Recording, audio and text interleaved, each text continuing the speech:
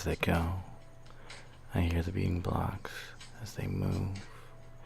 I hear the beating blocks as the world turns upside down on its tippy toes, hanging and blooming like flowers in the night, slowly losing petals and recreating new flowers. I remember this one time in art school. I'm like sitting there, it's before the class starts, and I'm sitting in front of this mirror and I'm just painting this tiny little like self-portrait on this giant canvas. Not good use of space. And I'm drawing it kind of like a little line drawing. I'm drawing my hand holding out towards the mirror so it looks like I'm touching like I'm reaching out from the page to the viewer. And then I go back and I start, I had short hair back then, I'm going to start to kind of go back in with little details.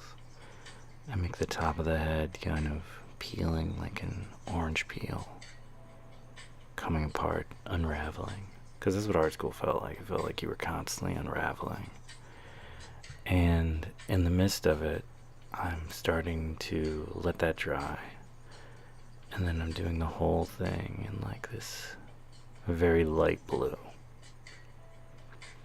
I was kind of in the middle of thinking that I was going to make it into something else. And I was going to change it in a way to make it more precise, I guess, and to add details afterwards. But for some reason I painted the whole thing blue. Like my whole form and figure, the clothes, the pants. I'm like sitting Indian style, cross-legged. And I don't know why they call it Indian style. I've always wondered that. It feels weird. Cross-legged. So I'm sitting cross-legged. Tangents. I'm sitting cross-legged and I'm just kind of going, and people are walking by. I'm like, oh, that's interesting. I wonder what he's doing. And we're just kind of doing whatnot. And the professor comes by and she goes, I see what you're trying to do. She's like, but the medium that you're using isn't really made for that.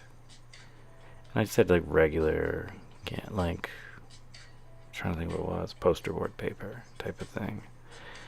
And she was like, yeah, she's like, as cool as you're making it look, like the water would absorb the color better if you had the right paper for it. So I'm frustrated because I don't have a lot of money in art school. I'm kind of broke and poor. So I'm trying to figure out a way that I can kind of appease her and somehow not have food. And I don't think I ever really figured that out until way later. I started doing all these paintings and people started buying them, and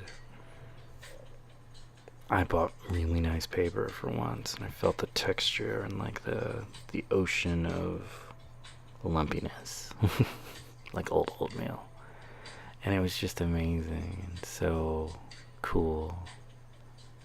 And ever since then, I've just loved that. Cold press, baby.